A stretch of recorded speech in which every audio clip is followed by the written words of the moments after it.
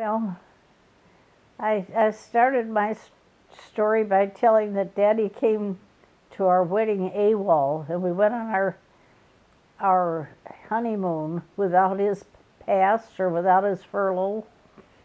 But while we were gone, his friends at the base sent him his pass and his furlough.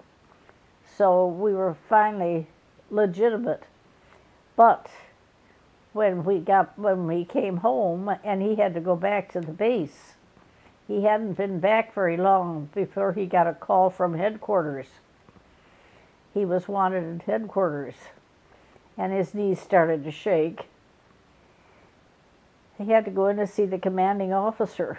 And when he came in, the commanding officer saluted, and then he said, "And I understand you've been married." "Oh, yes, sir." "And I understand you were AWOL."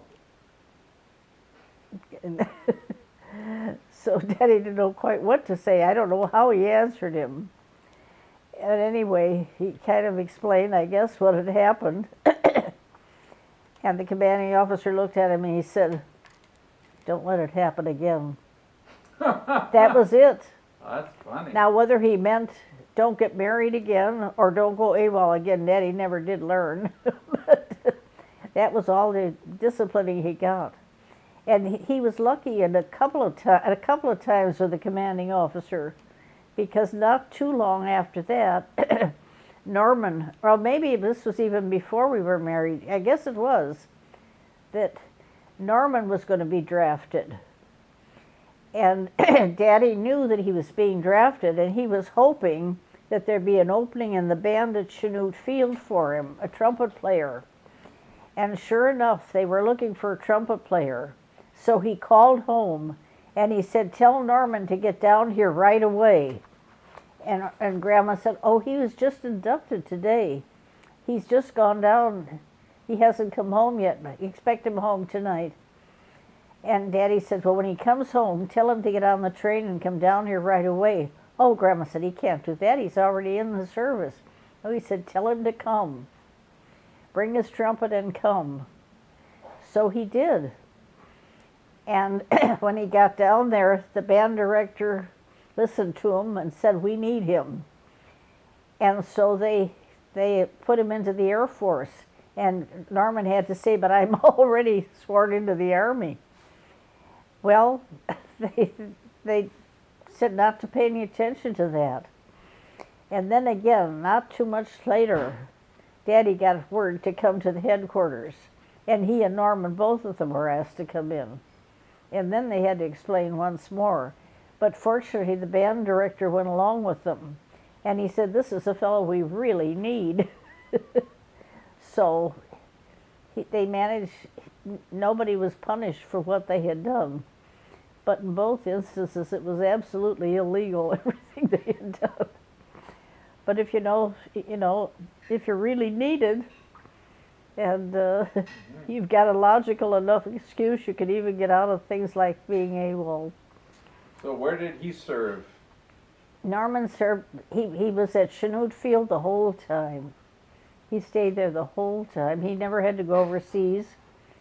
And of course, Daddy didn't stay at Chanute Field. He finally went to Madison, Wisconsin.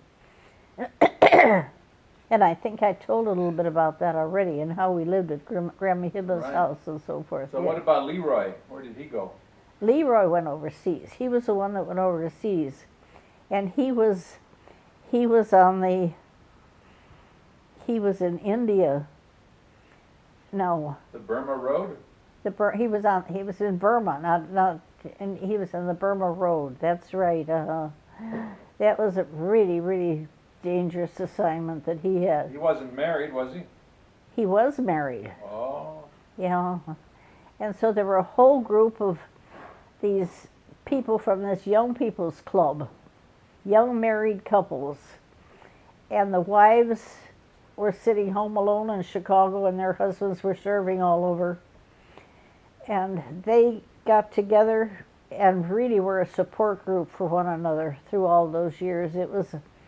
That group really served so many purposes. And as I said, their friends those that are living are still friends to this day. You know, it's just been a wonderful lifetime group of friends. Well, anyway, after the first year, at first I had taught New Buffalo, and then the year we were married, then I got a job in Mount Prospect, Illinois. So I stayed home with Mom and Mutti while Mutti was down at Chanute Field, or where Daddy was down at Chanute Field, and I had to take buses and the train. It was a long trip out to Mount Prospect, but I taught second grade there, and I really enjoyed it very much. But then finally, when I had taught there, I think I was only there, I can't remember if it was 1 year or just a half a year. It was sort of the middle of the year. Then it sounded like Daddy might have to go overseas before long. We just didn't know. And we kind of thought that I probably better go down and be with him as long as he was still going to be around. So I did. Let's see, no. Now I'm getting mixed up. I've already got us in Madison, haven't I? Oh, well, this was afterward then. So Mount Prospect was right after we were married that year. But by the time we got to Madison, we had already, I think I told about being at Grandma Hibna's house and the fact we had to go and tell her that I was pregnant. Right. Yeah, right, okay. So finally, when VE Day came, when Europe was, the war in Europe was over, that was a really big celebration. And we were so relieved that that had happened. And then it wasn't too long afterward that it was VJ Day. Of course, living through the bombing in Japan, that was a pretty awful experience. That was really hard to realize that our country would do something like that, and that all these people could be killed the way they were. But at any rate, finally, the war in Japan was over, and we could go home. And we went back to Chicago and lived with Mom and Mutti, so that Daddy could go back to Northwestern and finish his bachelor's degree, because he wasn't even through with his bachelor's degree. And then we stayed on for another year so that he could get his master's degree done. So he finished his bachelor's and his master's degree, and then he got the job at St. Olaf. And so it was in 1948 that we left for Northfield. And we lived in the Hong House up at St. Olaf, which was quite an experience. And while we were there, I became pregnant with you. And we had this unusual housing situation where we couldn't afford the $50 a month rent because the salary wasn't big enough. So Daddy even had a church job to help, but we also had to rent out our basement. And that meant I had no place to do laundry. And did I tell that story already? No. I haven't. Well, we had to rent out the basement, and so I didn't have a place to do the laundry. So we put our washing machine in the bathroom. On the first floor, there was a bathroom right next to the kitchen. And every Monday morning, Daddy and I would lift the washing machine. It was what was called an easy washer. It had two sections to it, one for the washing, one for the rinsing. This big heavy machine, we'd lift it up over the toilet and bring it into the kitchen and connect it to the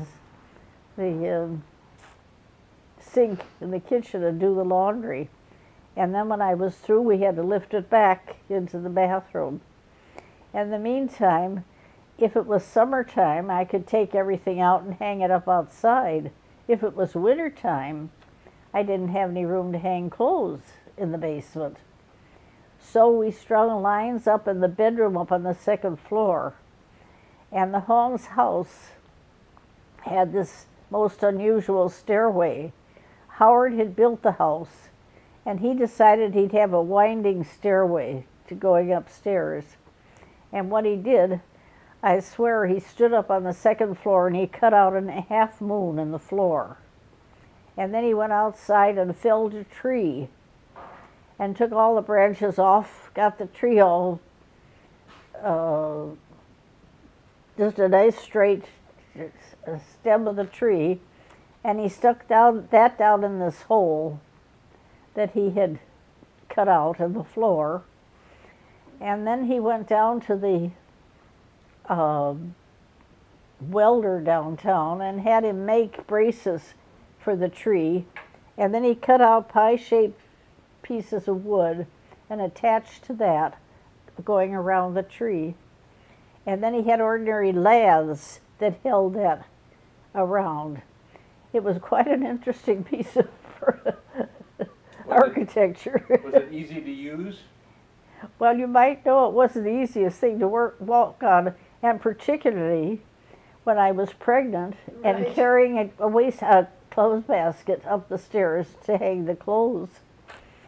So somehow or other you survived all that, Carol. You lived through it. And by summertime, the Holmes were going to come back, and we had to get another place to live. Well, let's hold on.